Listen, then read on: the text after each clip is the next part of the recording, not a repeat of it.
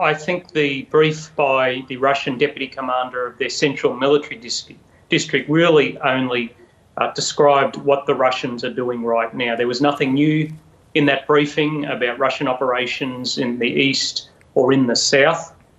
We shouldn't expect this is the absolute limit of Russian aspirations in Ukraine. I think President Putin has made that clear with multiple speeches, but it does represent their goals for the current offensive.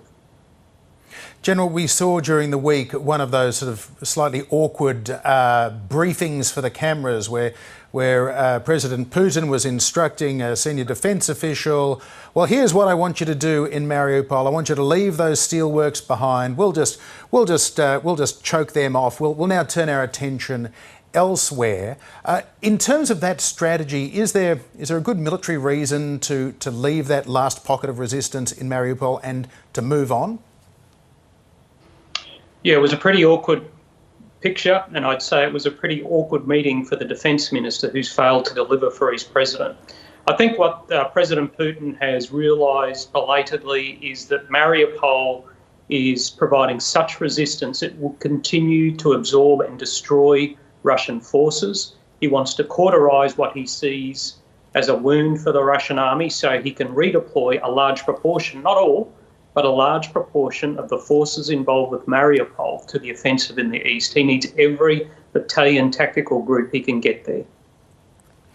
There were reports this week that the battle for the east was underway. We're not hearing that much from the ground. What are you expecting to unfold there, and to what extent is this going to be a different style of conflict to the columns of tanks that we've seen? In many cases they've been blocked, and the aerial and missile bombardments of big cities? Well, in many respects, it's still too early to tell. And as we in the military know, first reports are always wrong from these kind of things. But what we are seeing is preparatory artillery and rocket barrages from the Russians, probing attacks to see whether Ukrainian defences might be weak. The Russians continue to build up forces in the east, and I expect in the coming days we may see a more significant offensive manifest in this area, and it will play out over some time. The ground in the east is different to the north. At least there is the potential for a more open form of manoeuvre that we did not see in the Russian loss in the Battle of Kiev.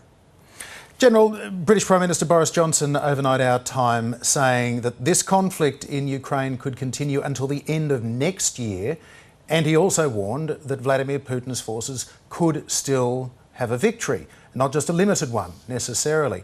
What do you think would be the precursors to that extended conflict? Does that really depend on, for instance, Western nations continuing their level of military support to Ukraine? Well, I think the comments by the British PM overnight represent two possible outcomes.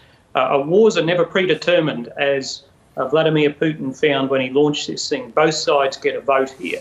So it could potentially drag on, not just into next year, but for years possibly. That is one potential outcome.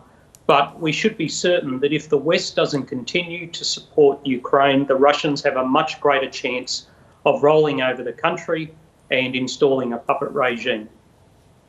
That question seems to be pretty crucial in terms of whether Russia achieves its objectives and having a pro-Russian Ukrainian regime.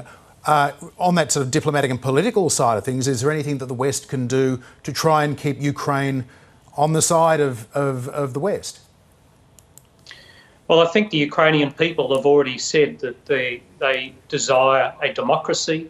They desire the opportunities to be a prosperous society like they see in Europe. So they've already made that choice. It's up to other Western and democratic nations across the world to ensure that a massive authoritarian regime doesn't extinguish a young democracy in Eastern Europe.